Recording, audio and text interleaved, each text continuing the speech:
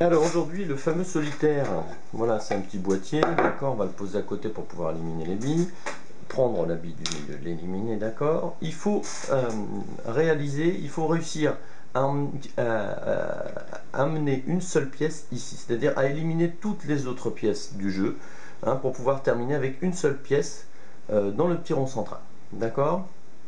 C'est un jeu qu'on peut jouer à partir de 5-6 ans, hein, mais qu'on va pouvoir reprendre tout au long de sa vie. C'est très agréable à jouer. Hein, c'est vraiment un petit jeu de patience plus qu'un casse-tête pur. Et pourtant, au niveau casse-tête, c'est un très bon niveau. Alors, pour pouvoir éliminer les pions, justement, on leur saute par-dessus. Dès qu'on saute par-dessus, on élimine le pion. D'accord. Donc là, on a plein d'autres possibilités. On peut éliminer celui-ci.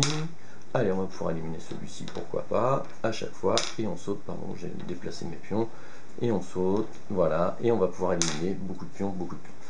Il est très difficile de terminer avec un seul pion, et alors ça, en plus au centre, c'est un petit peu plus difficile. Voilà, un très bon casse-tête, un petit jeu de patience qu'on va reprendre très régulièrement. Je n'ai pas appris la solution par cœur, hein, ça n'a aucun intérêt, sinon je pourrais déjà plus jouer avec le jeu. Par contre, je vous l'ai mis en format PDF, c'est-à-dire une suite de chiffres où vous avez des petits sauts à faire en suivant les chiffres.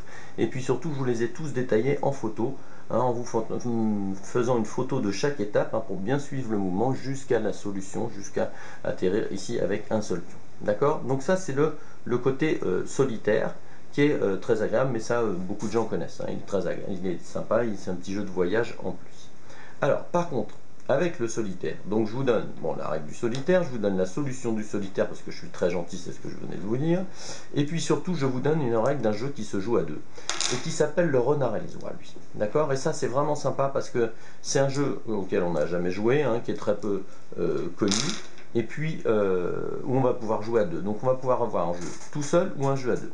Alors, avec les solitaires, je vous fournis, ou alors, voilà, vous trouvez une petite bille de couleurs différentes, qui va être le renard. Donc, on va jouer le renard contre les oies. D'accord. On tire la première fois au hasard, justement, celui qui va être le renard. D'accord. Et puis, à chaque partie, on changera. Il y a un qui prendra le renard, les oies, et vice-versa. Hein, et on changera à chaque partie, ce sera plus sympa. Le premier joueur, d'accord, c'est le renard. C'est le renard qui commence par jouer. Le renard a le droit de se déplacer dans n'importe quel sens, d'un petit trou à la fois, d'accord, mais dans n'importe quel sens, en diagonale comme en arrière, d'accord, pour manger les oies. Pour les éliminer, il leur saute par-dessus. S'il a une oie ici, d'accord, il peut lui sauter par-dessus, on la prend et on l'élimine du jeu, d'accord. Si le renard peut faire plusieurs coups d'affilée, c'est-à-dire, si le renard est ici et peut faire plusieurs coups d'affilée, c'est-à-dire, clac, clac, il peut en manger deux. Mais il n'est pas obligé. Hein, il peut le faire ou pas. À lui de voir. D'accord. Les oies, elles, vont essayer d'encercler le renard. Elles ne peuvent pas le manger, mais vont essayer de l'encercler, c'est-à-dire de le bloquer dans un coin. Si elles arrivent à bloquer le renard dans un coin, le renard a perdu la partie, bien sûr. Par contre, les oies vont pouvoir se déplacer vers l'avant. Ok.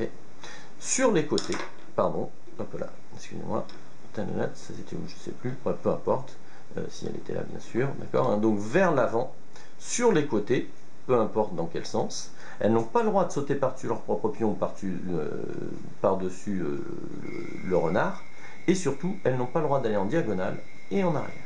D'accord. Il y a un peu plus de complexité au niveau du déplacement des oies, mais c'est ce qui va rendre le jeu beaucoup plus intéressant. Donc elles ont le droit vers l'avant sur les côtés, mais pas en diagonale, ni en arrière, et pas le droit de sauter par-dessus d'autres.